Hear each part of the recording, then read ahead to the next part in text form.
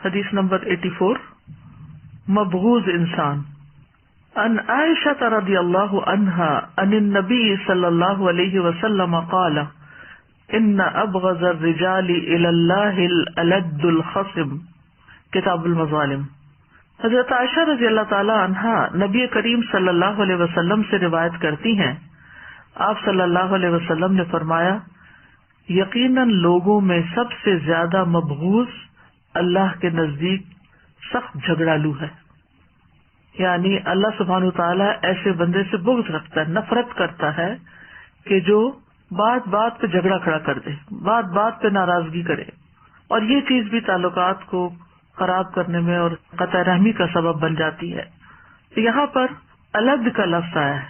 الد سخت جھگڑالو آدمی کو کہتے ہیں، اور الد کا لفظ جو ہے لدید الوادی سے ہے، وادی کے دو کناروں کو کہتے ہیں، کیونکہ جب بھی جھگڑالو شخص کے خلاف کوئی دلیل پیش کی جاتی ہے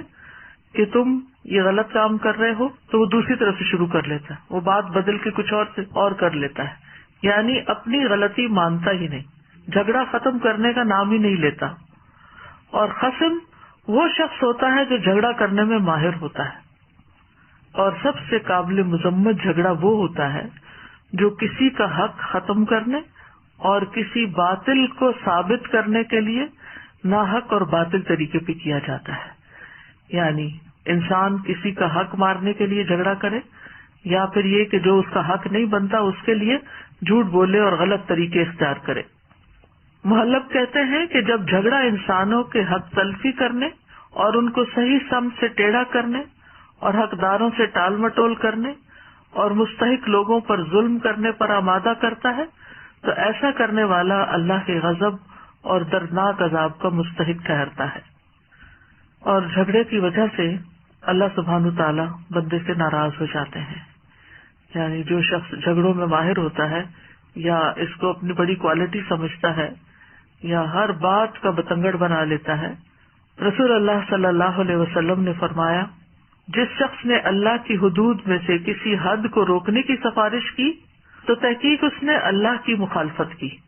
اور جس نے جانتے بوجھتے باطل کی حمایت میں جھگڑا کیا، یعنی کسی ناحق کو کچھ دلوانے کے لیے جھگڑا کیا، تو وہ اللہ کی ناراضگی میں رہے گا حتیٰ کہ اس سے باز آ جائے۔ تو بعض اوقات ایسا ہوتا ہے کہ ہم عام گھروں میں جو جھگڑے وغیرہ ہوتے ہیں اس میں بھی، اور بعض اوقات ایک پیشے کے طور پر جیسے کوئی وکیل ہوتا ہے، تو وہ جاننے کے باوجود کہ ایک شخص مجرم ہے اس کی وکالت شروع کر دیتا ہے اور اس کے ناحق کو حق ثابت کرنے لگتا ہے، تو یہ بھی بہت بڑا غلط کام ہے، کیونکہ جو شخص کسی کی حمایت میں جھگڑا کرے وہ اللہ کی ناراضگی میں رہے گا۔ انسان کو مجرموں کا ساتھ کسی صورت میں دینا ہی نہیں چاہیے اور اس سے بچنا چاہیے، ورنہ جتنی بات وہ کرے گا وہ جھوٹ ہوگی، اور پھر بات کو مزید جھوٹ ملا کے اس میں اس کو وزن دے گا، کیونکہ ناحق بات میں یا باطل میں تو کوئی وزن ہے ہی نہیں، باطل تو ہلکا ہے، وزن تو حق کا ہوتا ہے۔ تو ایسی صورت میں کوئی شخص اگر اپنے کام سے مال کماتا ہے، یا کسی کا کوئی فیور حاصل کرتا ہے، یا کسی سے کوئی ایڈوانٹیج لیتا ہے اس کی غلط بات کو سپورٹ کر کے، تو یہ اللہ کو ناراض کرنے والی بات ہے۔ پھر اسی طرح جھگڑا جو ہے وہ گمراہی کا باعث ہے۔ ابو امامہ سے روایت ہے، وہ کہتے ہیں کہ رسول اللہ صلی اللہ علیہ وسلم نے فرمایا، کوئی قوم ہدایت پانے کے بعد اس وقت تک گمراہ نہیں ہوتی جب تک اس میں جھگڑا شروع نہیں ہو جاتا۔ یعنی اگر اللہ کی بات کو ہی مثلاً، کیونکہ دین کے معاملے میں بھی بہت جھگڑے ہوتے ہیں، یعنی جھگڑے صرف جائیداد پر نہیں ہیں، کسی رشتے پر نہیں، کسی وراثت کی تقسیم پر ہی نہیں، یہ تو ہے ہی،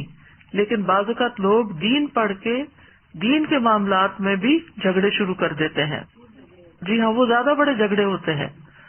تو رسول اللہ صلی اللہ علیہ وسلم نے فرمایا، کوئی قوم ہدایت پانے کے بعد اس وقت تک گمراہ نہیں ہوتی جب تک اس میں جھگڑا شروع نہیں ہوتا، یعنی جب جھگڑا شروع ہو جاتا ہے تو وہ سیدھا راستہ کھو دیتے ہیں، کیونکہ پھر ہر شخص اپنی طرف بات کو کھینچ رہا ہوتا ہے، اپنا موقف ثابت کر رہا ہوتا ہے، چاہے وہ غلطی کیوں نہ ہو۔ رسول اللہ صلی اللہ علیہ وسلم نے پھر یہ آیت پڑھی، ما ضربوہ لک الا جدلا بل ہم قوم خصمون، انہوں نے آپ کے لیے یہ مثال صرف جھگڑنے ہی کے لیے بیان کی ہے، بلکہ وہ جھگڑالو لوگ ہیں۔ اسی طرح جھگڑالو طبیعت کے نتیجے میں انسان علم سے بھی محروم ہو جاتا ہے. یعنی اکثر ایسا ہوتا ہے کہ جس انسان کے اندر جھگڑے والی طبیعت ہوتی ہے وہ ہر بات میں بحث شروع کر دیتا ہے، ہر بات کو الٹا سمجھ لیتا ہے، تو وہ علم کی برکت سے محروم کر دیا جاتا ہے، کیونکہ وہ صرف اپنے نقطہ نظر کو ہی ثابت کرنے پہ لگا رہتا ہے کہ جو میں سمجھا ہوں، جو میں کہتا ہوں بس وہی ٹھیک ہے، اور دوسرا شخص جو ہے وہ اس کی نہ سنتا ہے اور نہ اس کی بات کو کوئی وزن دیتا ہے. تو ایسی صورت میں انسان پھر علم کی برکت سے محروم ہو جاتا ہے. اور پھر اگر کوئی شخص حق پر ہوتے ہوئے بھی جھگڑا چھوڑ دے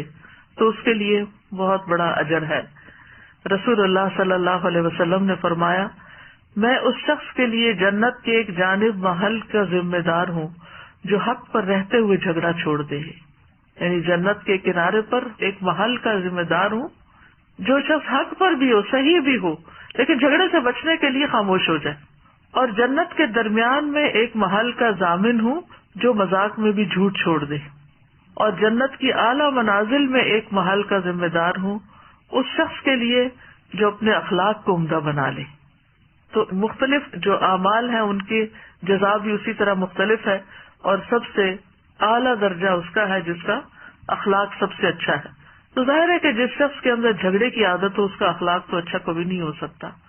یعنی جو ہر ایک سے لڑ جھگڑ پڑے پھر لوگ بھی اس سے تنگ آ جاتے ہیں اور کبھی بھی اس کے حق میں یہ گواہی نہیں دیتے کہ یہ اچھے اخلاق کا مالک ہے. اور اسی طرح مذاق میں جھوٹ جو ہے وہ انسان کا اعتبار ختم کر دیتا ہے، اور ہمارا دین جو ہے وہ سچائی پر مبنی ہے. اور صدیقین کا ایک نبیوں کے بعد اعلیٰ ترین مقام ہے جو امت کے ایسے لوگ ہوں گے کہ جو کبھی جھوٹ نہ بولیں، سچ ہی بولیں، سچ کو پسند کریں، سچ سے محبت کریں اور سچ ہی کی بنیاد پر اپنے کام کریں اخلاص کے ساتھ، اور سچ کی تلاش میں رہیں اور سچائی کے آگے فوراً سچ جھکا دیں. تو اس لیے جھوٹ چھوڑنا بھی بہت بڑے اجر کی بات ہے. لیکن جو اچھے اخلاق والا ہوگا وہی جھوٹ چھوڑے گا، کیونکہ ہنسی مذاق میں بھی جھوٹ جو ہے وہ بازو کا جھگڑا پیدا کر دیتا ہے، آپس کے تعلقات بگاڑ کے رکھ دیتا ہے کہ تم نے مجھے دھوکہ دیا، تم نے مجھے بیوقوف بنایا وغیرہ وغیرہ.